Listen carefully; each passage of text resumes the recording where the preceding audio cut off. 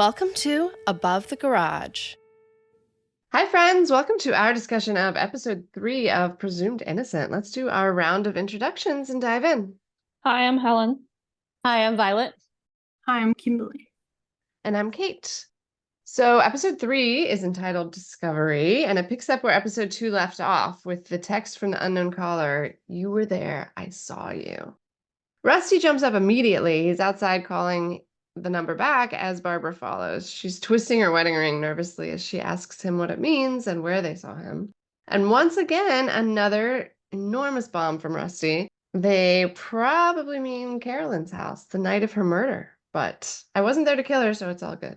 For Barbara, this is just like completely insane. She's trying and struggling to process it all without saying a word. Fantastic acting. She's so good. I love this actress, Ruth Negga. After she walks away, there's just a shot looking up at Rusty from the pool before we see Rusty attacking Carolyn, bloody, yelling at her, "You don't know what's in me." But then it's made clear that that was just Raymond's dream. I was like, whoa. I know. I was like, oh, Yeah. well, very quickly they've told us he actually killed her, right? Yeah, that was really good. The way they Yeah. did that, actually. I love that shot of Jake I should say Rusty from it was under the pool, right? Like through the water. Yeah. Yeah, it was like he was being filmed from someone under the water, yeah. Which I guess it was. Very cool. The cinematographer for this episode is Doug Emmett. How sad did you feel for Barb during that conversation that he was there the night of her murder? Oh, I'm so annoyed with him. I would kill him. I would have actually probably murdered him right then. At least shoved him in the pool. Pushed him in the pool, yeah. At least. At bare minimum. She's like she's too much altogether. Like mature. I can't take it. It's crazy how his story keeps creeping him closer and closer to the night of the murder. Like he says, like, oh, it was just a week of getting back with her, and then, oh wait, she was pregnant. So like I had to have seen her within the last, the shorter amount of time or whatever. Right. And then, yeah, it's crazy. Yeah, and then it's like texts over the past couple weeks, like the past couple calls, weeks, a ton of them, and then suddenly it's like, probably like they're probably talking about the night of the murder when I was at her place. Like, oh my God. The way that Ruth played that as well, like she didn't say anything and she just like, kind of looked like at him and then kind of away, and then it was so good. Like I could feel like what she was feeling, like even yeah. Honestly, that was like my favorite acting in the show so far, was just that scene of her. She's so good, but she needs to be angrier. Yeah, so Raymond told Lo about the dream, and she points out that dreams are often true. But she also massages him, and they're just a very nice couple, if I do say so myself. I like how they get along. Raymond ends the scene clearly stating his belief that Rusty didn't do this. Back at Rusty's happy home, the kids are being really nice to their dad. Oh my God, they're also way more mature than me, which perhaps I should be concerned about. But when the daughter like thanks him nicely for making her lunch, I'm like, how can you not be angrier at him right now? I guess their mom is kind of setting the example for that. Yeah. The press are camped out outside, of course, and that's frustrating for everyone. And right after he hands off the lunch to his daughter, he gets another text from the person who saw him. They want to meet at a silo today. Rusty's telling Raymond about that, and Raymond is displeased that this stranger knows that Rusty was at Carolyn's house, and yet Raymond did not. Rusty's been misleading everyone to believe the relationship was over. Like you said, it's just like creeping closer and closer. And he maintains that it was over, but he wanted to get back together. Rusty wants to meet the person. Raymond's nervous, but gives him some tips. Assume they're wearing a wire. And also they've got a new woman on the team, which is good because she's a woman. And then, I don't know, it was like funny to me when Raymond was asking, do we think we might go alibi on this? Because he really has like no clue what he's going to do for his defense so far. You'd think that would have been immediately hammered out. And then he stops Rusty from likely being about to lie. Like, stop. Let's just wait for all the information before you start crafting responses. So he clearly doesn't trust him at all to even tell him the truth. No, I feel so bad for Raymond though. Like, I know. He's got like no information basically. He's just trying to, like. Right. And more it's the same as Barbara, except, it's the same as Barbara. It's really affecting these guys. These people really stick by him. Yeah, why? He must be a really good friend. I don't know. Yeah, it seems like they've worked together for a really long time too, so they've known each other a long time, and like taking the knowledge of the affair out of it, they did seem to have a good friendship, I think. Right. And I think that also Raymond wants to do it. I mean, it's mostly for Rusty, but I think there's also another murderer out there, a murderer of his friend Carolyn, because he truly believes that Rusty didn't do it, at least at this point. True, yeah. Like, does need to be addressed. But I don't know. Everybody, like, forgiving. Like, seriously, the kid's behavior towards him is mind-blowing to me. If I just found out my dad was having this, like, huge affair, I'd not be so cool. Everybody's just, like, kind of cool about it. I'm surprised that one of you didn't mention this already, but I really liked Rusty's outfit in this scene. I thought Yeah, it was me absolute too. Top notch. The coat. The coat, yeah. Oh, the coat. It's the brown coat. Yes, that was a great coat. Costume designer's done a great job, yeah. Yeah, this is what we were talking about with Violet as well, that it looks also believable. It's not too perfect. It's not like crisp fabrics. It's like everyone looks very as if you were peering into someone's life.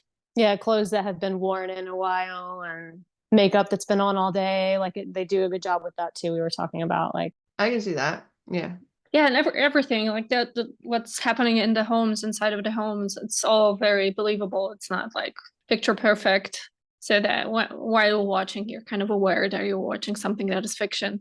Yeah, it all feels lived in. The spaces, the clothes, everything feels lived in. I wrote Barbara looking hot on the train. She is looking hot. That's true. Accurate. I was gonna say she's risking the press to go to work, but I like your sentence better. Only to get fired, essentially. A break, her boss is calling it. Barb is a distraction that doesn't work for them. I like the boss, though. And she gives her some parting advice. You're not weak. You're not him. Differentiate yourself. Distance yourself. And so Barbara distracts herself with a hot lemon cutter. I love the honesty she lays on the bartender. Like, I just lost my job. And my husband's on trial for murdering his mistress. It reminds me of when I was living in Scotland, and they were like talking about how Americans like always say like how are you and stuff, and they think that's stupid, and it's kind of true because like nobody ever answers honestly, like, well, my husband's on trial for murdering his you just say fine, and it's just like kind of like saying hello. It's very empty. There's also a show-stopping answer, like he can't then complain about his day after she says right. When you said hot lemon cutter, I thought, is this a kind of cocktail I'm not aware of? No. Something we should be all drinking while we're doing this podcast, I think. Have to invent it later. I really, really love the shot with the press outside. Yeah. And Barbara inside with this one sliver of not windows. Like she's hiding in just one sliver of like around the corner. Yeah, like anonymity. Like it's a beautiful shot. That was really standout. Yeah, I almost felt like kind of trapped when I saw it. I was like, yeah. You feel like where are they going to go now? Like they're just hiding in that little space, and when she gets up from that, she's got to go back and face them again. Yeah. So we don't see Rusty being followed by the press. I don't know, or confronted by the press. Maybe it will come later, but it was interesting that it's Barbara as well. It was nice to get more of her POV in this episode. Yeah. So the bartender's hitting on Barbara, and she absolutely should take him up on it, if you ask me. She is considering him, though, even telling Lo about him later. I'm with Lo. She should tend to herself and her escape hatch. Lo says she admires Barbara's fight and her commitment to be in love, to stay in love with the man you married, but I don't know. You can tell she does not really admire it, in my opinion. Yeah. I was hoping he was going to, bang her across the bar. Yeah. He was having a slow day, so yeah. Yeah. Maybe we'll get a Barbara dream sequence later. I mean, it sounds like she might go back to him. She said she likes like, talking to him. It almost sounded like she'd like formed a relationship of sorts in her mind with him very quickly. So I hope we see more of him, and I expect we will. She needs somebody unrelated to the situation to talk to, too. Yeah. Because everybody in her life kind of knows her so well and knows her family. Right. So it might be nice to have that like isolated relationship with somebody. Tommy's called Rico in for a tongue lashing. Is that a word? Tongue lashing? Yeah, that's a thing. Tongue lashing. That's like a, yeah. Okay, it sounds like a sexual thing. It does. That's true. I don't think it is at all, but it does sound like that now. I'll say verbal lashing. That'll do. Tommy's called Rigo in for a verbal lashing. He told her to stand down, and yet she took Rusty to see Liam in jail. I mean, all she did was drive him there. She is as aggressive as Rusty and Raymond against these guys. Why would I waste funny on somebody with no sense of humor? I like her. She finally points out how absurd it is that he's refusing to look into the similarities in the deaths of Carolyn and Bunny. And Liam had even threatened her, as we saw after the court. Nico takes over now, walks her out. Oh, so obnoxiously. She's off the case, and he plays poker with her union boss, so she has no power here. Douchebag. He basically threatens her too when she observes how badly they want it to be Rusty. Our only pursuit is justice. Just be sure you do not stand in that path. It is crazy though that, like, obviously we know that they're like, Tommy especially is just going after Rusty. Yeah. And it's just crazy that they're not investigating. Like, I would just be like screaming at the top of my lungs, like, why? Like, seriously, it's so annoying. Right. It is. It's crazy to not be like pursuing anything else.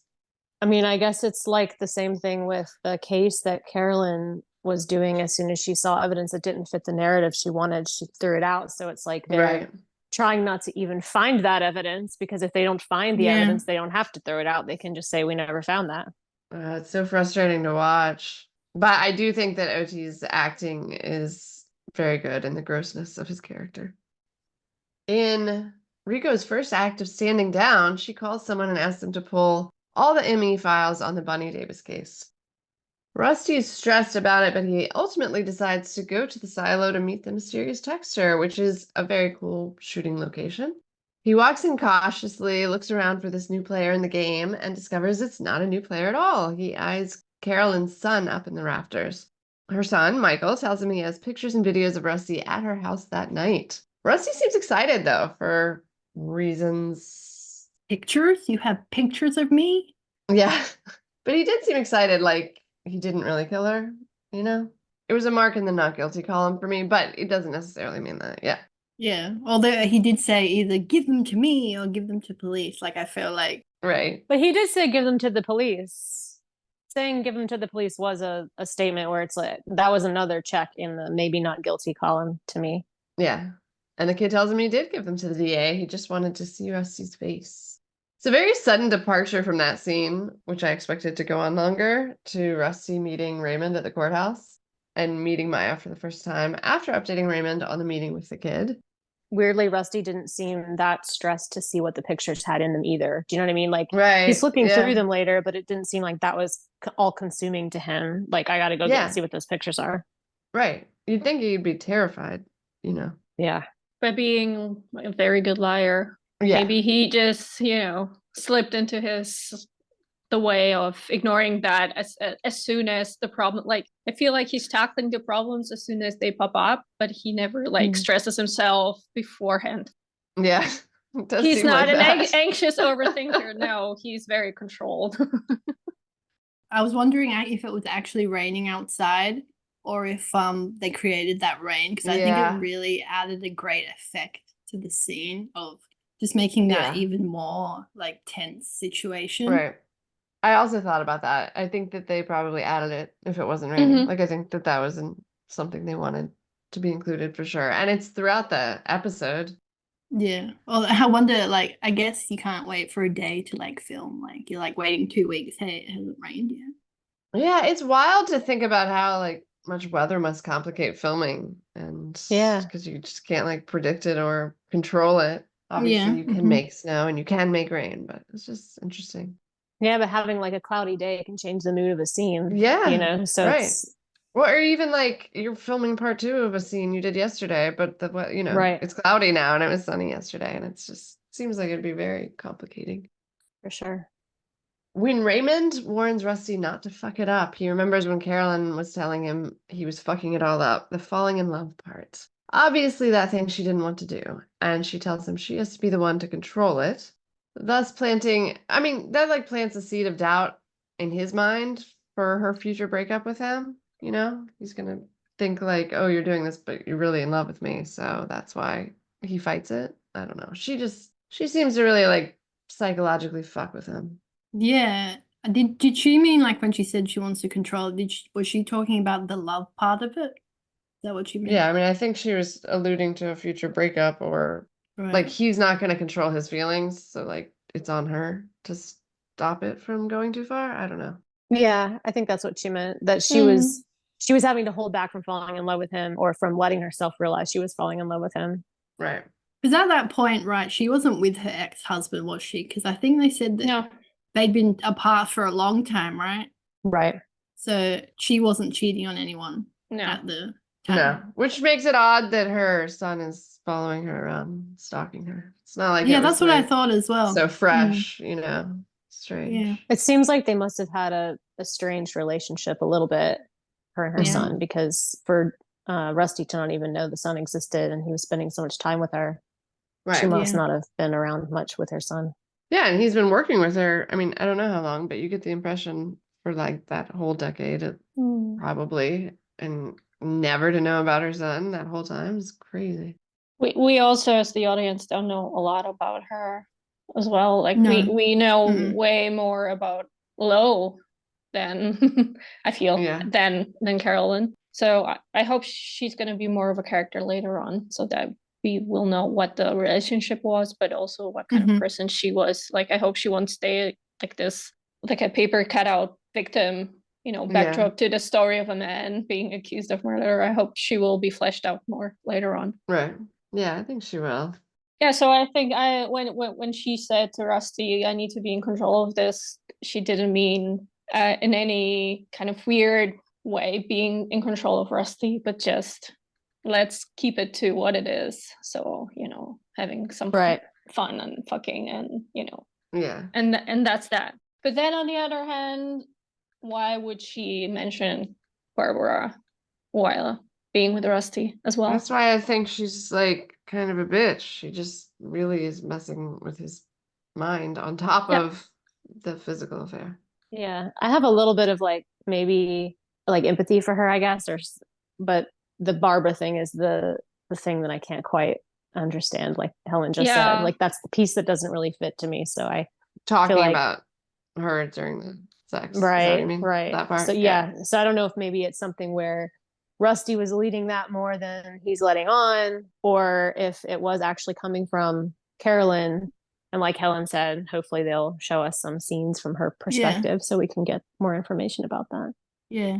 I can't remember which one of you it was that said that, like, it could just be him thinking that way, and that's not the way it happened. Right. Like, he could actually have said, like, oh, let's talk about my wife. This is sick. You know what I mean? Like, I don't know. Or he kept bringing her up, and then Carolyn was responding to him mentioning her. Yeah. Yeah. In the meeting with the judge, Rusty and Raymond are catching up on Tommy's evidence binder. He's got Raymond down as a witness in the obstruction of justice aspect of the case. Apparently, that's unexpected and not cool. In addition, they're planning on calling Rusty's therapist, even though they know she'll claim she's unable to answer.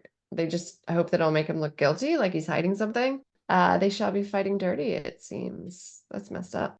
The judge gets weird here. She uses both bunions and hemorrhoids as metaphors and even states that she enjoys hemorrhoids sometimes. I was so confused by that. I was like, I really have never enjoyed a hemorrhoid before. Oh, what are you doing I want more information. When managed properly, she said. The only thing I could think of, because I have this weird thing about like, oh, if you're really cold and then you sit in front of a heater, it just like feels nice. So maybe it's like a hurt comfort thing. Like, oh, I have a hemorrhoid, I can put some cream on it. I don't know. That was the only thing I could think of. Yeah, it's something that's manageable. Maybe that's why she likes hemorrhoids. That too. They're annoying, but you can, do something about it. Yeah, it's a clear solution or clear. Yeah, I like her though a lot. The judge, I like her. All of that was to say, stop playing games, assholes. When Nico implies she's talking to the other team, Raymond reveals they've been hiding the information Michael gave them. Photos and videos proving someone else was there that night. The judge is displeased, and Tommy's excuses are very much insufficient to make up for that. He will turn over that evidence today, or she will come looking inside his asshole for it. I just found it funny that in the previous episode, Tommy knew that Rusty was like not telling them everything about the evidence, and now he's doing what he was doing in the previous episode. Yeah, as long as Tommy's in control, then it's okay to do that, I guess. I guess they also wanted to use it later on in the trial as evidence. Are they allowed to do that? I guess it depends on how fresh it is, how fresh of evidence it is. So it wasn't verified before the meeting, so it was like not mandatory to mention it, probably. No, I mean, they're not supposed to do that, which is what they're getting called out on. But you got to show them before the case, obviously. But you could sit on it, I imagine. Yeah, so that they wouldn't be able to prepare like an argument. Right. I feel like this would happen a lot in real life too, right? People withholding evidence until the day of, saying, oh no, we only just got this today. And they also know that the defendant will play as many cards as they can, as early as they can, to win the case or to influence the jury towards them. So they're just gonna sit on damning evidence and play it at the end, just to, you know, show how bad of a person Rusty is. Like the final nail in the coffin sort of thing. Yeah, it's like, haha, you guys probably believed he's innocent. Look at this. Yeah. Back at Rusty's happy family dinner, the kids are finally being a little less understanding. Rusty's raving about Raymond versus Tommy today at the courthouse. They even got permission to access the crime scene, which is not something defense normally gets. The daughter gets snarky before asking to know the evidence they have against him. Mom's all like, not at the table, which I found entertaining. Like, what the fuck are they supposed to discuss at the table these days? But Rusty tells them it's all circumstantial, but it's a lot of circumstantial evidence. And he outlines much of it. He was there that night. His DNA is all over the apartment, and hers is all over his car. And he was also stalking her. Oh, and she was also pregnant with his baby. And she was tied up like a prior victim only a few people knew about. So all the evidence points to Rusty. His son asks him about a plea, and I don't know why the parents are so shocked by this very reasonable question. They like freak out when he asks it. Just hearing you say that, it made me wonder, you know, the ending of the episode where the son is in the pictures. Yes. Yeah. I wonder if he indeed different reason for yeah, exactly, for saying, oh, you know, it's possible maybe he didn't see what happened inside, but he knew his dad was there. You know, the night of. Or maybe he did it and he wants to know what the evidence is. He meaning Kyle? Yeah.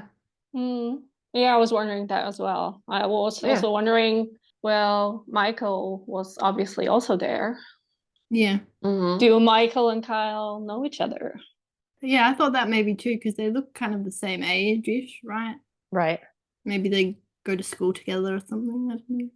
Or they figured out what was going on and got together on it. Right, together, yeah. They have their own little PI team. I thought Kyle's acting was really good, especially when he yells at Rusty through the door. Amazing. Yeah, and Rusty comes out and Kyle's crying and apologizing. That was so good. He was so good, yeah. Well, and actually that moment where he's crying and apologizing to his dad, I mean, I guess you could read that as maybe fear, but it seemed very genuine. So that throws me off a little bit with thinking that he might have known more, and that's why he would have wanted his dad to do the plea. Right. So I don't know. Man, every character has, like, you can see it both ways. You can be like, oh maybe they did this, and but what about this scene? Like, it's so complex in a good way. I think both of the children, when I looked, it's one of their first ever acting roles. So. Oh, really? They're both phenomenal. Yeah. So Kyle's played by Kingston Rumi Southwick, and Jaden is played by Chase Infinity. Cool last name. It is. I wonder if it's her real last name. They're both awesome. Everybody's just very good in this.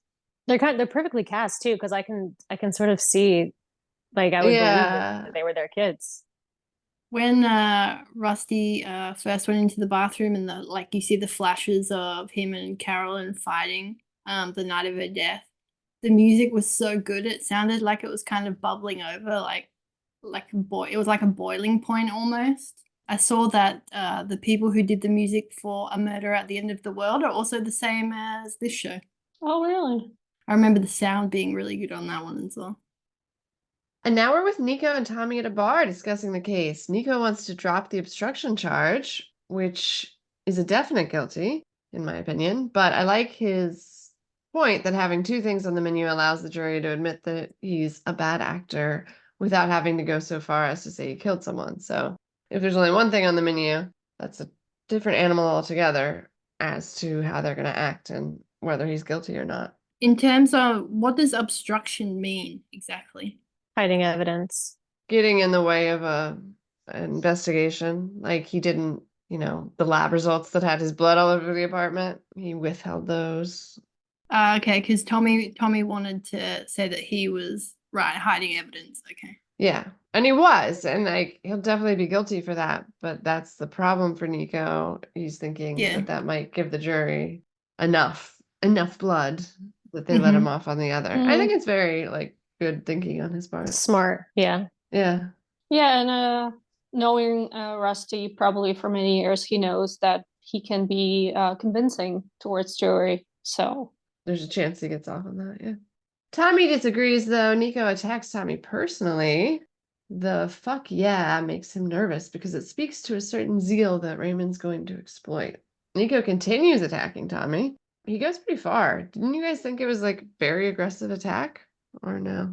I think this is the way they talk to each other. Yeah, they have kind of a brashness with each other. He even says Tommy's essence needs this validation, that he has a persecution complex plus a narcissistic complex. But no, Tommy claims he doesn't hate Rusty. This is difficult for him, which is laughable. Nico calls him out. No, it's not. All the digs and cuts got to you. Yeah, I mean, I think he made good points there. Yeah, I think so too. I like the bit where he said it was like a duplex. Yeah. That was a good line. I like the music choice for that scene with Interpol and Obstacle 1, which is also about a dead girl. And Interpol is known for having questionable lyrics, so I found it interesting, the music choice. Back with Rusty and Raymond, the site visit at Carolyn's is today. Sounds like a field trip. Rusty will be there. Maya asked Rusty some uncomfortable questions. She's been assigned the fun task of building the whole narrative for trial. No big deal. So she wants to know if he loved her and when he started loving her. And Rusty tells a nice story about her being good with a kid who had been through sexual assault. I thought the line when he said, they're not trained in kindness. In fact, sometimes he thinks it's trained out of them. I like that line. And she is great with the girl. Rusty maintains he fell in love with her, but love's not what it's billed as. It's just something that grows without you being aware necessarily until it's happened. He unintentionally fucked his life up that way, but he did not fuck it up further by murdering someone. Someone did, though, and they're laughing their asses off while they get away with it. I definitely like Maya, though. She is very, focused, down to the point, concrete. We're doing this, we're doing that. And she's not losing time asking questions in detours, but she's very straight to the point. Yeah. And the way she speaks is also very I would want to have an attorney that's like that. Right. Would she be speaking in the trial, or is she literally just in charge of I think she said narration of if Rusty has to step up to the stand? I think she'd be sitting with them, but not speaking. That Raymond will do all the speaking, but she'll be sitting there on the team and able to write notes in relation to questions asked and answered. Right. What is that title? It's like is it paralegal? Is that what she is? I think she's a paralegal because I don't think they're allowed to be in court I think in she's that way. An attorney. Yeah. Okay. She's just a second attorney on the case.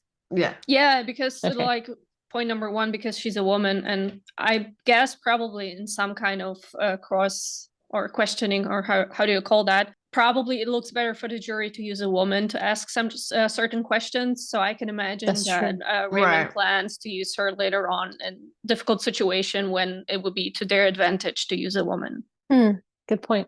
I almost felt like the way she was looking at him at first was that she didn't believe him. I don't know if anyone else got that vibe, or she was just doing a job really intently. Yeah, I don't think she necessarily believes him. And she doesn't have the past relationship to blind her the way Raymond does, So she has no reason to believe he didn't do it, really. Yeah, she's just more focused on building the case rather than on the emotional part of did he do it or not, I think. Yeah. It felt very professional in a way that positive for the case because she doesn't know him, doesn't know Rusty. Right. He's like a client, just a client. Yeah, they definitely need that in this case because they're too close. Yeah, everyone's literally just too close to each other. Yeah, every single person. I was just gonna say that she's yet another addition to like a fantastic female cast. All the characters are and they're also different too. They're all great, and they're also like well formed as individual people. It's really good, right? And so different from each other. And once again, shout out to the costume department. I also loved her outfit, just as a side note. Yeah, I would wear that actually. It was really nice. Barbara's at Kyle's baseball game, proud of him, clapping as normal, but everyone else in the crowd is not responding as normal. They're just staring at her like they can't believe she'd have the nerve to come out in public. I had a reaction to that scene. She is not, even if he did kill someone, she is fucking not responsible, and people are so disgusting. You'd think they'd be pitying her, honestly, if they've got to have a reaction, but they're just like furious. Yeah, I feel so bad for Kyle, like you said, like the kids. It'd be hard going to school and stuff. That would be nearly impossible in this situation. It would be horrible, especially kids are so horrible. Like, right. Rusty's driving down the road, remembering his chat with Liam calling him desperate, and then he's back at the crime scene, remembering both her dead body and the happier times they had there. He's staring at the huge blood spot on the floor, remembering fucking there, remembering her hands in the ropes. Raymond isn't happy with Rusty chasing down the second semen sample from Bunny Davis, because if he can't find the person it belongs to, it's going to be more problematic for their case. Which is annoying because obviously Carolyn in the first place hid it, but I feel like it does obviously need to be solved if it wasn't just one person, there was someone else there. So right. I guess my confusion there was like, couldn't they rule out it's his semen by testing? If he was implying that they'll think it might have been Rusty, they could just test it. But then I guess if they tested it and discovered that it was him, would they reveal that? You know what I'm saying? So like, if he can't find somebody else, I don't know. Right. But yeah, I get what you're saying, that they could just test it. So why would they hide that? Because they'd want to solve that too. Right. But maybe it's overcomplicating the case too. Yeah. I'm forgetting Carolyn wasn't they didn't find sperm in her, right? No. Right. Tommy's having the night of his life, listening to calls between Rusty and Carolyn. She's telling Rusty to stop calling while Tommy's dancing around the office. That scene cracked me up. Like, he was just like air skipping. Like, how fucked up is this? Because it was also his colleague, right? And he has her picture from the crime scene on the monitor behind him. Maybe Tommy did it. Maybe Tommy did. And he's like gloating because, hey, Rusty, I know now everything about you and your secret relationship. And I'm like getting hard from it. He is, basically. It would be a big turn of events if like it was Tommy that did it and he was just jealous this whole time because he knew about like the affair. Yeah, I'd be down with Tommy doing it. That's okay with me. That'd be an interesting twist. Speaking of interesting twists, back at home, Rusty receives the photos the DA got from Carolyn's son, and he starts flipping through them. He sees her, he sees himself. They're laughing with each other, cuddling. They're mostly very sweet, I thought. But then at the end is the last bomb of the episode in the form of one Kyle Sabich on a bike riding after a car. His son was at the scene too. So yeah, now you've got to rethink all the questions from the dinner, like all of his reactions, the push for the plea deal, like everything. So who done it? Who do you think did it? Well, I don't think it was his son, but I think he might have known about the affair, obviously by the looks of it. I mean, it would be weird if he was just biking by. Yeah, I think it could be his son, and then puts his dad in a Your Honor kind of position where, what are you going to do? Take the blame for your son or what? It's a good point. Could be. We haven't seen any like anger on Kyle's part, right? No. I was thinking that maybe, like we said earlier, that maybe Michael and I think Helen, you said maybe Michael and Kyle together. Yeah, but maybe he wouldn't have sent that photo in if they, did know each other. Michael wouldn't have given up the evidence. Yeah. Good point. It seems like so brutal for a teenager to do this, like for this particular Yes. kid. Yeah. Because he really doesn't seem. I mean, I know they're capable of it. They're stuff, capable, but I just mean yeah. but I mean, Kyle specifically doesn't seem like. Not yet. Not yet. It could be not hiding from what things. we've seen. Yeah. Right. Kyle possibly could have seen the crime scene photos from Bunny Davis case because Rusty probably had it at in home. his office. Yeah. Yeah. So Kyle trying to end the affair. I mean, he has the most motive if you ignore the fact he's a teenager. Like, he's just found out his happy family's like blown up. Yeah, and maybe to save his dad from being tried for it, he tried to mimic Liam, was it right? Liam Reynolds, yeah. Right, what he did to Bunny. Possible. I agree that his personality does not seem like that so far, but from what we've seen so far, yeah. Right, but I imagine we'll see more, and it will be more questionable. I expect we'll see some outbursts from him or something to make you at least consider it more. Yeah. You remember that scene in the first episode where Rusty and Kyle were throwing the ball at the wall? I don't think we said it on the episode, but I got a kind of weird vibe with that. Aggressive. Yeah. That was aggressive. That's a good call. Like with him wanting to like go again. You know what I mean? Like it was a weird dynamic between them in that scene. Yeah. Yeah, but if you ask me, I think it's probably Rusty. He's just very good at what he's doing, controlling his emotions and his expressions. And maybe it was Barbara. She is like tail end of my list, Barbara. Same. Yeah, same. That's why it's probably her. Maybe it's the hot lemon cutter. Oh. It did occur to me that he might not be as random as he seems. I don't know if she starts to like divulge information to him. I don't know. We shall see. And it did seem a little weird that she said that I like talking to him when she was talking slow. Like it wasn't the first time they were talking. Yeah. Barbara and the hot lemon cutter. Hopefully we'll see a scene of them just banging it out. You know what I mean? Yeah, I think that's necessary for the plot. Barbara and the HLC. HLC. What is it? Hot lemon cutter. Oh, okay. Sorry. I didn't get that either. I was like, what? I'm not quick today, sorry. I hoped one of you might get what I was doing there. I got 1 out of 3. That's what I was looking for. All right, I guess that's a wrap on our discussion of episode 3. Come back next Wednesday for episode 4. Thanks for listening. Bye.